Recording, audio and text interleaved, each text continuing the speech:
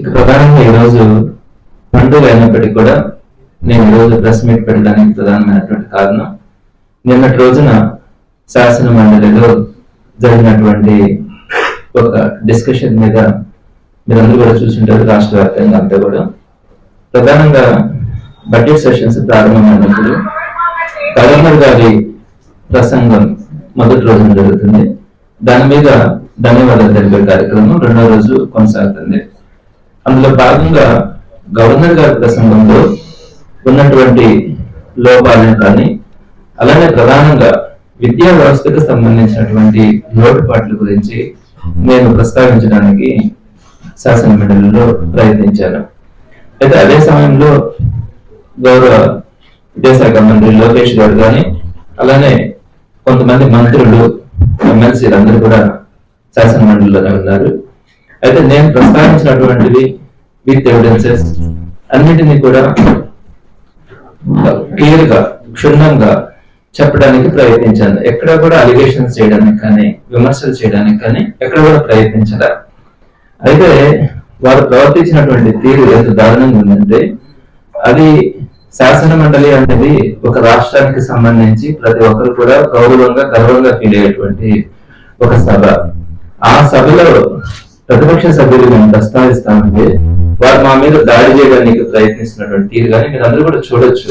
ఒక్కసారిగా మూకుమ్మడిగా మంత్రులు కానీ, ఎమ్మెల్సీ కానీ అందరూ లేచి ప్రవర్తిస్తున్నటువంటి తీరు చాలా బాధాకరం. మాట్లాడితే అక్కడ బెదిరించడం, ఇవన్నీ కూడా గమనిస్తా ఉన్నాం. అయితే ఎప్పుడు కూడా ప్రజల పక్షాన, ప్రజల కోసం, ఏవైతే అనుకున్న సిద్ధాంతాల కోసం పోరాడడానికి వైఎస్ఆర్సీపీ ఎప్పుడు వెనకాడదు. నేను కూడా ఏదైతే నాకు ఉన్నటువంటి కమిట్మెంట్ కానీ ప్రజల కోసం, అదేవిధంగా టీచర్ ఎమ్మెల్సీగా విద్యా వ్యవస్థ గురించి నేను ఎమ్మెల్సీగా ఎలక్ట్ కావడం కానీ, ఈ కోణంలో ఎక్కడ కూడా కాంప్రమైజ్ కాకుండా ఏదైనా కూడా ఉన్నటువంటి అంశాలన్నీ ప్రభుత్వం దృష్టికి తీసుకురావడం కానీ, ప్రజల్ని ఒక అవేర్నెస్ తీసుకొని వచ్చి ప్రజలకు అవగాహన కల్పించడంలో తప్పకుండా ఎప్పుడు కూడా ఆ కమిట్మెంట్ తో నేను ముందుకెళ్తాను, వెళ్తున్నాను కూడా. అయితే ప్రధానంగా నిన్నటి రోజున అనేక వ్యవస్థలు, అంటే గడిచిన కొత్త ప్రభుత్వం వచ్చిన తర్వాత అనేక వ్యవస్థలు బలహీనమవుతా ఉన్నాయి. ఇప్పుడు కూడా వేలు పెట్టినటువంటి వ్యవస్థలన్నింటినీ కూడా ఈ రోజు వాటన్నింటిలో కూడా వేలు పెట్టి వాటన్నింటినీ కూడా ఇబ్బందులు పడే పరిస్థితికి తీసుకొని వస్తా ఉన్నారు. మీకు అందరికీ తెలుసు, హైయర్ ఎడ్యుకేషన్ గురించి అందరికీ తెలుసు, ఉన్నత విద్యా వ్యవస్థ. ఏ దేశమైనా కూడా బాగుండాలంటే ఉన్నత విద్య బాగుండాల. అంటే ఉన్నత విద్య అంటే మీ అందరూ తెలుసు, డిగ్రీ కానీ, BTech, MTech, MSc, MCA, MBA, medicine, pharmacy, law, ఇవన్నీ కూడా ఈ హైయర్ ఎడ్యుకేషన్ కిందకి వస్తాయి. ఈ హైయర్ ఎడ్యుకేషన్ సిస్టమ్ ఏ దేశంలో అయితే బాగుంటుందో ఆ దేశానికి ప్రపంచ దేశాల్లో ఒక గౌరవం, గుర్తింపు ఉంటుంది. అందుకని వీటన్నింటినీ కూడా మాక్సిమం యూజీసీ అన్నింటినీ కూడా మానిటర్ చేస్తా ఉంటుంది. సెంట్రల్ గవర్నమెంట్ దీంట్లో కూడా ఇన్వాల్వ్మెంట్ అవుతూ ఉంటుంది. వీటన్నిటి యూనివర్సిటీస్ కి సంబంధించి ప్రధానంగా రాష్ట్రంలో ఉండేటువంటి యూనివర్సిటీస్ అన్నిటికీ కూడా ఛాన్సలర్ గా రాష్ట్ర గవర్నర్ ఉంటారు. ఒక అత్యున్నతమైన స్థాయి కలిగినటువంటి వ్యక్తి ఉంటారు. ప్రతి యూనివర్సిటీ కూడా వైస్ ఛాన్సలర్ నియమిస్తారు. వైస్ ఛాన్సలర్ అనేది 3 సంవత్సరాల కోసం ఈ వైస్ ఛాన్సలర్ నియామకం అనేది జరుగుతుంది. ఈ వైస్ ఛాన్సలర్ నియామకం కూడా ఒక పకడ్బందీగా ఒక సెర్చ్ కమిటీని వేసి అప్లై చేసుకున్న వాళ్ళందరిలో గల మెరిట్స్ అవన్నీ కూడా చూసి ఆ సెర్చ్ కమిటీ చేసినటువంటి రికమెండేషన్ ప్రకారం ఈ వైస్ ఛాన్సలర్ నియామకం జరుగుతుంది. మనకు తెలిసే ఉంటుంది, వైస్ ఛాన్సలర్ అన్నది ఒక క్యాబినెట్ హోదా. అటువంటి హోదా కలిగినటువంటి వారందరూ కూడా సమాజంలో ఉన్నటువంటి ప్రతి ఒక్కరు కూడా, ఇంక్లూడింగ్ సీఎం కూడా వైస్ ఛాన్సలర్ ని గౌరవించే స్థాయి మొదటి నుంచి కూడా ఏ రాష్ట్రంలోనైనా ఎక్కడైనా కూడా ఉంది. అలాంటి ఒక ఉన్నతమైనటువంటి ఉన్నత విద్యా వ్యవస్థకు సంబంధించి అందులో కూడా యూనివర్సిటీలకు సంబంధించినటువంటి వైస్ ఛాన్సలర్ల నియామకం, వాటి గురించి ఒక సంభాషణ శాసన మండలిలో ప్రారంభమైంది. దాంట్లో నేను చెప్పినటువంటి పాయింట్ ఏంటంటే, మొత్తం 19 మంది వైస్ ఛాన్సలర్లు ఉంటే వాళ్ళలో 13 మంది వైస్ ఛాన్సలర్లు, అందరూ బాగా దీన్ని క్యాచ్ చేయగలగాలి. 19 మంది వైస్ ఛాన్సలర్లు ఉంటే 13 మంది వైస్ ఛాన్సలర్లు కొత్త ప్రభుత్వం జూన్ లో వస్తే జూన్ నెలాఖరు కల్లా 13 మంది వైస్ ఛాన్సలర్లు ఉమ్మడిగా రాజీనామా చేశారు. ఎవరైనా చేస్తారండి? జనవరి నెలలో వైస్ ఛాన్సలర్స్ నియామకం జరిగింది, డిసెంబర్ లో కొంతమంది జరిగింది. కేవలం 3 సంవత్సరాల పాటు ఉండాల్సినటువంటి వైస్ ఛాన్సలర్ ని ఒక 5-6 నెలల సమయం గడిచిన తర్వాత రాజీనామా చేస్తా ఉన్నారు అంటే అసలు ఏం జరుగుతూ ఉంది, విద్యా వ్యవస్థలో ఏం జరగబోతా ఉంది అన్నది ఏ ప్రభుత్వం ఆలోచించడం. ఈ విషయం గురించి నేను డిస్కషన్ జరిగింది. అంటే వైస్ ఛాన్సలర్లు రాజీనామా చేస్తారు. 17 దేశంలో ఎక్కడ కూడా, ఏ రాష్ట్రంలో కూడా, మన రాష్ట్రంతో సహా ఏ రాష్ట్రంలో కూడా ఈ విధంగా ప్రభుత్వాలు మారగానే కొత్త ప్రభుత్వాలు జోలికి వెళ్ళవు. అట్లాంటిది మన రాష్ట్రంలో ఈ కొత్త ప్రభుత్వం వచ్చిన వెంటనే 17 మంది వైస్ ఛాన్సలర్స్ రాజీనామా చేసినారు.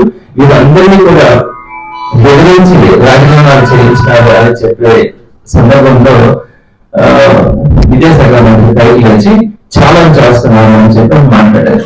మీ దగ్గర ఆధారాలు ఉంటే నాకు ఇవ్వండి, నేను జ్యుడిషియరీకి కూడా వేస్తానని చెప్పి ఆయన మాట్లాడారు. ఆయన మాట్లాడుతున్నప్పుడు మిగతా మంత్రులు కానీ ఎమ్మెల్సీలు కానీ అంతా కూడా మూకుముడిగా తయారు చేయడానికి వాళ్ళు ప్రవర్తించినటువంటి తీరు కూడా అందరూ కూడా చూస్తూ ఉంటారు. మేము మాట్లాడబోతాం, మా దగ్గర ఆధారాలు ఉన్నాయి, మేము చూపిస్తామంటే మా మైకులు కట్ చేయడం, చూపించకపోవడం, మేము చెప్పేది వినకపోవడం, అప్పటికి ప్రయత్నించి కొంతమంది చూపించగలుగుతా ఉన్నా కూడా వారు అడుగున్నా కూడా అడ్డుకోవడం, తయారు చేయడం కూడా జరుగుతూ ఉంది. దీనికి సంబంధించినటువంటి ఎవిడెన్సెస్ నేను మీ ద్వారా ఆంధ్ర రాష్ట్ర ప్రజలందరికీ కూడా ఇవ్వాలనుకుంటా ఉన్నాను. ఫస్ట్ పాయింట్ నేను ఏమంటానంటే, ఆయన చెప్పినటువంటిది మీ దగ్గర ఏదైనా బెదిరించినట్టుగా భయపెట్టినట్టుగా ఎవిడెన్సెస్ ఉంటే నాకు ఇవ్వండి అని చెప్పన్నారు. దీనికి నేను ఫస్ట్ పాయింట్ ఏం చెప్తా ఉన్నానంటే, రాష్ట్రంలో సుమారుగా 19 మంది ఉంటే 17 మంది వైస్ ఛాన్సలర్స్ ఒకేసారి 3 or 4 days జూన్ 28 నుంచి జూన్ నెలాఖరు లోపల చెప్పినటువంటిది మీ దగ్గర ఏదైనా బెదిరించినట్టుగా భయపెట్టినట్టుగా ఎవిడెన్సెస్ ఉంటే నాకు ఇవ్వండి అని చెప్పన్నారు. దీనికి నేను ఫస్ట్ పాయింట్ ఏం చెప్తా ఉన్నానంటే, రాష్ట్రంలో సుమారుగా 19 మంది ఉంటే 17 మంది వైస్ ఛాన్సలర్స్ ఒకేసారి 3 or 4 days జూన్ 28 నుంచి జూన్ నెలాఖరు లోపల 30వ తేదీ లోపల ఆ 3 రోజుల లోపలనే 17 మంది వైస్ ఛాన్సలర్స్ వరుసగా రాజీనామా చేసినప్పుడు ఒక విద్యాశాఖ మంత్రిగా కానీ లేదా ముఖ్యమంత్రి గారు కానీ ఇన్వాల్వ్ అయ్యి ఎందుకు వీళ్ళు రాజీనామా చేస్తా ఉన్నారు? ఎప్పుడు లేదే ఇట్లాంటి సంస్కృతి. యూనివర్సిటీ వైస్ ఛాన్సలర్ అంటే రాష్ట్రానికి కానీ సమాజానికి కానీ ఒక గౌరవం ఉంటుంది. అలాంటిది ఇంతమంది మూకుముడిగా చేస్తా ఉన్నారంటే ఏం జరుగుతా ఉందో తెలుసుకొని ఒక ఎంక్వైరీ చేయాల్సిన అవసరం లేదా? సరే, మీకు తెలుసు కాబట్టి మీరు ఎంక్వైరీ ఏం జరిగింది, నేను దాని గురించి మీకు వివరాలు కూడా చెప్తాను. ఈ 17 మంది రాజీనామాలు చేశారు కదా, ఈ 17 మంది రాజీనామాలు ఏ విధంగా చేసినారు మీ అందరూ కూడా చూసింటారు. ఈ రాజీనామాని ఒకటి ఎగ్జాంపుల్ గా నేను చెప్తా ఉన్నాను. ఏం రాశారు ఆ రాజీనామాలలో? First point, with reference to above as per overall directions of the chairman AP state council of higher education Tadepalli and the government of AP I hereby submit my resignation as vice chancellor అని రాశారు. అంటే government ఇచ్చినటువంటి ఆదేశాలు, అలానే AP state council higher education chairman ఇచ్చినటువంటి overall instructions ద్వారా నేను రాజీనామా చేస్తా ఉన్నాను అని చెప్పి వైస్ ఛాన్సలర్స్ రాజీనామాలు పంపిస్తే ఈ మొట్టమొదటి పదం చదివినప్పుడు మీకు బాధ అనిపించలేదా? వాళ్ళు వైస్ ఛాన్సలర్స్ గా ఉన్నారు, వాళ్ళని మనం డిస్టర్బ్ చేయకూడదు అనే అంశం మీకు అర్థం కాలేదా? స్పష్టంగా ఇక్కడ ఉండే గవర్నమెంట్ ఇన్స్ట్రక్షన్స్ ప్రకారం chairman AP state council higher education యొక్క ఓరల్ ఇన్స్ట్రక్షన్స్ ప్రకారం నేను రాజీనామా చేస్తున్నానని మీకు పంపించినప్పుడు, ఈ రాజీనామా మీ దగ్గర ఉన్నప్పుడు మీకు కనపడలేదా? ఆ రాజీనామాలో ఈ విధంగా మనం బెదిరించినట్టుగా స్పష్టంగా ఇక్కడ కనపడతా ఉంది. మరి ఈ రాజీనామాలు యాక్సెప్ట్ చేసి మనం ముందు వైస్ ఛాన్సలర్ వేయాలా అంటే ఇది తప్పనిసరిగా ఉంటాయి సమాజానికి. ఒక ఆంధ్ర రాష్ట్రమే కాదు, భారతదేశమే కాదు, ప్రపంచ దేశాలను కూడా చూస్తే ఇటువంటి సందర్భాన్ని మీకు ఆలోచనకు రాలేదా? అప్పుడు మీకు అనిపించలేదా ఎంకరేజ్ చేయాలని? సరే, ఇది కూడా తీసుకొస్తాం. ప్రతి పేపర్లో కూడా మీరు అనుకోవచ్చు తెలుగు పత్రికల్లో వస్తుందని, ఇంగ్లీష్ పత్రికల్లో సహా టైమ్స్ ఆఫ్ ఇండియా వాళ్ళు వేశారు. ఈ విధంగా గొడవలు చేస్తారు, గొడవలు చెబుతారని, బీసీలు రాజీనామా చేయాలా, ఇవన్నీ కూడా ఇంగ్లీష్ పత్రికలో పదవి బీసీ రాజీనామా, ఇట్లా ఇంకా ఎందుకు రాజీనామా చేయలేదు, ఇలాంటి గొడవలు చేయడం, గందరగోళం చేయడం, ఇవన్నీ కూడా మనం చూసాం. ఆ రోజుల్లో చూసాము, వీడియోస్ చూసాము, వీటిని చూసాం. ఇవన్నీ చూసి కూడా మీకు వీటి మీద ఏదో జరుగుతా ఉంది, ప్రభుత్వం బెదిరిస్తుంది అనేది మీ దగ్గరకు అర్థం కాలేదు. నేను చేయించింది మీరే కాబట్టి నేను ఇంకొక విషయం కూడా చెప్తా ఉన్నాను. నేను చెప్పాను కూడా మీకు 17 మంది వైస్ ఛాన్సలర్స్ రాజీనామా చేశారని. ఫర్ ఎగ్జాంపుల్ తీసుకుంటే డాక్టర్ రాయలసీమ యూనివర్సిటీ తీసుకుంటే, రాయలసీమ యూనివర్సిటీ 2024 జనవరిలోనే ఆయన అపాయింట్మెంట్ అయ్యాడు. 2027 దాకా ఉంది ఆయనకి టెన్యూర్. అట్లాంటి 2024 ప్రభుత్వం రాగానే రాజీనామా చేస్తున్నారు. జేఎన్టీయు ఆయన అంతే సేమ్. అయితే ఈ 13 మంది యూనివర్సిటీస్ రిజైన్ చేసేటప్పుడు 2 వైస్ ఛాన్సలర్లు మాత్రమే రిజైన్ చేయాలి. నేను దాన్ని కూడా మీకు స్పష్టం చేయదలుచుకున్నా. 2 వైస్ ఛాన్సలర్లు మాత్రమే రాజీనామా చేయాలి. అందులో ఒక వైస్ ఛాన్సలర్ వారి సామర్థ్యం అని చెప్పి చేయించాల. ఇంకొక వైస్ ఛాన్సలర్ ఒక మంత్రి అచ్చెన్నాయుడు గారికి స్నేహితుడికి సంబంధించినటువంటి వారు కాబట్టి ఇంకొక వైస్ ఛాన్సలర్ దగ్గర రాజీనామా చేయించారు. మిగతా 13 మంది దగ్గర రాజీనామా చేయించినారు. దీనికి సంబంధించి రాజీనామా పత్రాలలో మీకు కనిపించినటువంటిది చూశారు, పేపర్ కటింగ్స్ చూశారు. ఇకపోతే మూడవది వీడియోస్. ఎంత భయంకరమైన వీడియోస్ అంటే నేను ఒక 2 వీడియోస్ మీకు చూపిస్తాను ఒక నిమిషం పాటు. ఎలా మాట్లాడారంటే వెళ్ళి తెలుగుదేశం పార్టీకి సంబంధించినటువంటి వ్యక్తులు వైస్ ఛాన్సలర్ ఛాంబర్స్ లోకి వెళ్ళి పవిత్రమైనటువంటి యూనివర్సిటీ వైస్ ఛాన్సలర్ ఛాంబర్స్ లోకి వెళ్ళి నా కొడక నిన్ను ఏమాత్రం కాపాడతారో చూస్తాం, రాజీనామా చేయి అని చెప్పి పేపర్లు ఎదురుగా పెట్టి రాజీనామా చేయించారు. నేను ఆ వీడియోస్ నేను మీకు చూపిస్తాను. ఇంతకంటే ఇంకా ఏ విధమైనటువంటి ఆధారాలు కావాలా?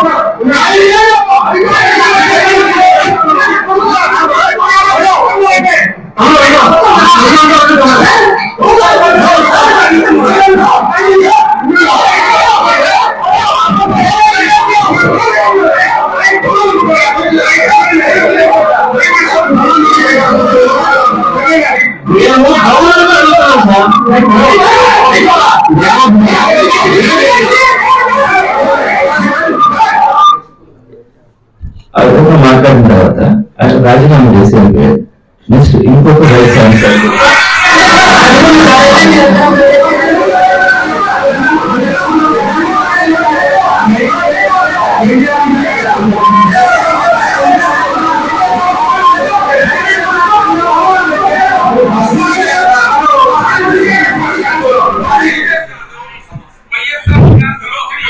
ఈ విధంగా ప్రతి యూనివర్సిటీలో కూడా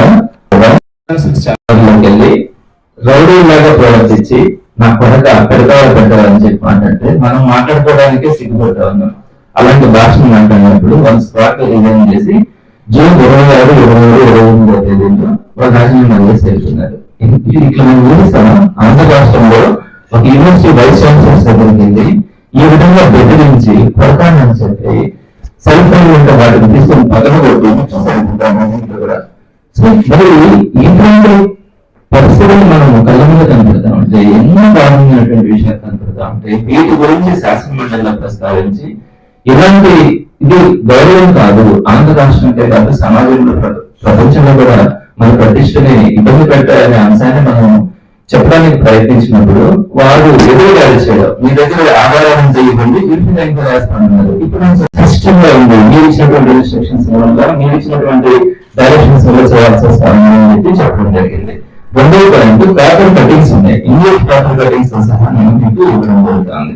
అదేవిధంగా మొత్తం 19 మంది యూనివర్సిటీస్ వైస్ ఛాన్సలర్స్ లో 13 మంది వారికి ఇంకా 3 సంవత్సరాల సమయం ఉన్నా కూడా మీరు వచ్చినటువంటి జూన్ నెలలోనే అందరూ కూడా 3 నెలలు రాజీనామాలు చేసినటువంటి డేట్స్ కానీ వారికి సంబంధించినటువంటి జీవోలు కానీ అన్నింటినీ కూడా మీకు అప్లోడ్ చేస్తా ఉన్నాం. అలానే యూనివర్సిటీ వైస్ ఛాన్సలర్స్ కి సంబంధించి ఏ విధంగానైతే గొడవలు చేస్తున్నారో వీడియోస్ ఈ వీడియోస్ అన్నింటినీ కూడా సబ్మిట్ చేయడం జరుగుతుంది. వీటన్నింటినీ కూడా రేపు సోమవారం రోజున లోకేష్ గారికి ఆయన చెప్పినారు తప్పకుండా ఆ రోజు ఇవ్వడం జరుగుతుంది. నేను ఈ సందర్భంగా డిమాండ్ చేస్తాను వైఎస్ఆర్సీపీ నుంచి. సో మీకు అడిగారు జ్యుడిషియల్ ఎంక్వైరీ నేను రాస్తానని చెప్పి శాసనమండలి సాక్షిగా చెప్పాలి. మీ దగ్గర ఎవిడెన్సెస్ ఉంటే ఇబ్బంది అనేది ఇంటికంటే ఎవిడెన్స్ సమాజానికి ఏది అర్థం లేదు. తప్పకుండా మేము యూఎస్ ఇస్తా ఉన్నాము, రిజిగ్నేషన్ లెటర్స్ ఇస్తా ఉన్నాము, ప్రాపర్ కటింగ్స్ ఇస్తా ఉన్నాము, జీవోతో సహా వీటన్నింటిని కూడా సబ్మిట్ చేస్తా ఉన్నాము. వీటన్నింటిని ఆధారంగా మీరు జ్యుడిషియల్ ఎంక్వైరీ చేసి దీంట్లో కనుక తప్పు ఉంటే యూనివర్సిటీస్ జోలికి వెళ్ళగానే యూనివర్సిటీ వైస్ ఛాన్సలర్స్ దబాయించి వాళ్ళందరినీ కూడా రాజీనామాలు చేయించిన ప్రాసెస్ కరెక్ట్ కాదని సమాజం కూడా అనుకుంటుంది. ఇది కనుక తేలినట్టు తప్పకుండా మీరు కూడా రాజీనామా చేయాల్సి వస్తుంది. సో నేను మరొకసారి గవర్నమెంట్ డిమాండ్ చేస్తున్నాను, మీరు జడ్జిమెంట్ ఎంక్వైరీ వేయాలా, దీంట్లో తప్పకుండా వాళ్ళని శిక్షించాలా. ఇంకొకసారి భవిష్యత్తులో ఎడ్యుకేషన్ సిస్టమ్ గురించి కానీ ఎడ్యుకేషన్ జోలికి వెళ్ళాలంటే కూడా ఏ ప్రభుత్వం కూడా సమర్థించకూడదు అన్న పద్ధతిలో మీరు యాక్షన్ తీసుకోవాలని నేను డిమాండ్ చేస్తాను. సార్, ప్రధానంగా మీరు ఈ రోజు మాట్లాడారు సామాజిక వర్గం ఉండబట్టి ఒక వైస్ ఛాన్సలర్ తీసేయలేదని చెప్పి. రాజశేఖర రెడ్డి అదే వైఎస్ జగన్మోహన్ రెడ్డి పరిపాలనలో మెజారిటీ ఒకే సామాజిక వర్గానికి సంబంధించిన ఒకే రిలీజన్ కి సంబంధించిన ఎక్కువ మంది మెజారిటీ బీసీలు ఈరోజు వైస్ ఛాన్సలర్ ఉన్నారు. అలాగే యూనివర్సిటీలో రాజశేఖర రెడ్డి గారి బొమ్మనే పెట్టేందుకు కూడా పొలిటికల్ ఇన్వాల్వ్మెంట్ చేసేదానికి కూడా ప్రయత్నం జరిగినట్టు పరిస్థితి. దీనిపై ఇక్కడ నేను చెప్పిన వాటిల్లో నేను 2 పాయింట్స్ చెప్తాను. ఒకటి, అసలు యూనివర్సిటీస్ ని ప్రతి జిల్లాకి ఒక యూనివర్సిటీ ఉండాలా అన్న లక్ష్యంతో రాజశేఖర రెడ్డి గారు రోజు ప్రతి జిల్లాలో అక్కడ ఒక యూనివర్సిటీ పెట్టడం జరిగింది. మన నెల్లూరు జిల్లాలో కూడా యూనివర్సిటీ రాజశేఖర రెడ్డి గారు తీసుకొచ్చినటువంటిది.